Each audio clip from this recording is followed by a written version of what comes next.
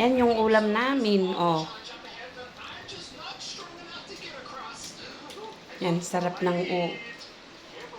ulam ni TJ. Ayan, makunat yung daing.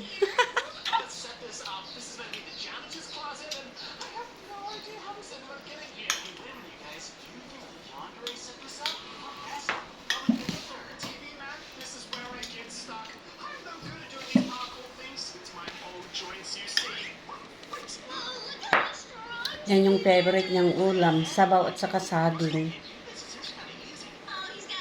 Tuyo po. Tuyo.